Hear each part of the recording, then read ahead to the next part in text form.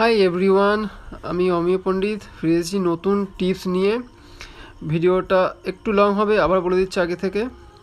তো কোনো কিছু ব্যায়াম করার আগে অবশ্যই পিটি করবে। পিটি করাটা খুব খুব খুব দরকার, কারণ টান টান শরীর নিয়ে ব্যায়াম করা উচিত নয়। আগে পিটি করে নিয়ে বডি মুভমেন্ট হালকা করে নিতে হয়, ঠিক আছে? তো আগে অবশ্যই পিটি করবে। রানিংয়ের জন্য ভালো টিপস দিচ্ছি আজ। একটু কষ্ট করতে হবে তোমাদেরকে, কিন্তু ভালো এনার্জি পাবে, ঠিক আছে?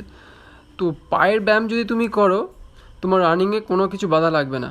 এখন যদি তুমি ওয়েট নিয়ে ব্যায়াম করা প্র্যাকটিস করো মাঠ করার আগে পর্যন্ত, ডেলি করতে হবে না, সপ্তাহে 2 থেকে 3 দিন বা 1 দিন বা 2 দিন করলেই হবে, ঠিক আছে? যাদের রানিংয়ের প্রবলেম আছে, ছুটতে পারে না, ঠিক আছে, তারা যদি পায়ের ব্যায়াম করে তাদের রানিংয়ে কোনো প্রবলেম হবে না, ঠিক আছে? এটা এরকমই সেম করবে, আমার মতনই ওয়েট নিয়ে করবে।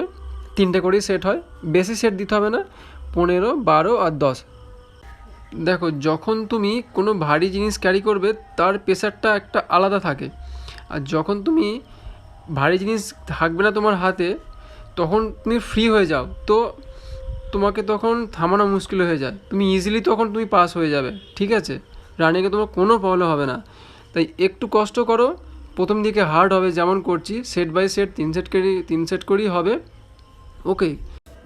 1 সপ্তাহ থেকে 15 দিন ব্যায়াম করো, পায়ে ব্যায়াম করার পর রানিং করো। যদি না হয়, এনার্জি পাও, তারপর তুমি ডাইরেক্ট এসে আমাকে কমেন্ট করে বলবে যে দাদা তোমার টিপস পুরোটাই বেকার ছিল, ওকে?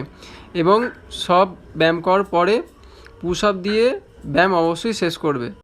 এবং পায়ে ব্যায়াম করার পরে প্রথম দিন খুব পা টাটিয়ে যায়, ঠিক আছে? নেক্সট দিন কিন্তু অবশ্যই স্কিপ করবে না, ব্যায়াম অবশ্যই পায়ে ব্যায়াম করবে, আস্তে আস্তে ব্যথা চলে যাবে। এবং শেষে পুশ আপ দিয়ে ব্যায়াম শেষ করবে। এবং খাবার কিন্তু অবশ্যই ভালো করবে, তেল জাতীয় জিনিস থেকে খুব দূরে থাকবে, ঠিক আছে? প্রপার খাবে, ডায়েট ভালো করবে, খাবারটা কিন্তু খুব দরকার, নইলে কিন্তু শরীরে এনার্জি পাবে না, ঠিক আছে? Thank you so much. নতুন টিপস আবার দেবো।